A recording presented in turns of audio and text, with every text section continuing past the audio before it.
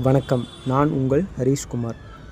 இன்றைக்கி தலைப்பு நீட் தேவையா இல்லையா அப்படிங்கிறது இல்லைங்க.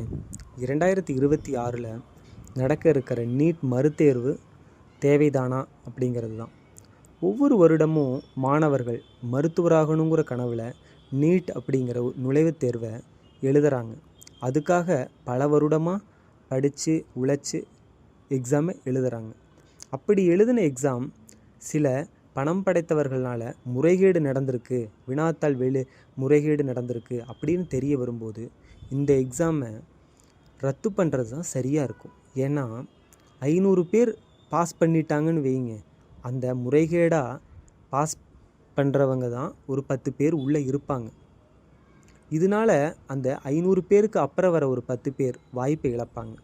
இந்த சூழ்நிலையை தடுக்கத்தான் அரசு இந்த எக்ஸாமை ரத்து பண்ணியிருக்கு. இது சிலருக்கு மன உளைச்சலை ஏற்படுத்தலாம், நம்ம உழைப்பு வீணாயிருச்சுன்னு நினைக்கலாம். ஆனால் மனம் தளராதீங்க. படித்தவங்களுக்கு புதுசு இல்லை, நம்ம மறுபடியும் நல்லா எக்ஸாம் எழுதி இதை விட நல்லா மார்க் ஸ்கோர் பண்ணலாம்.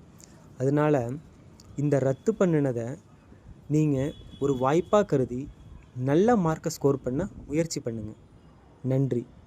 என் கணக்கை விரும்புங்க, தொடருங்க, உங்கள் நண்பர்களுக்கு பகிருங்க.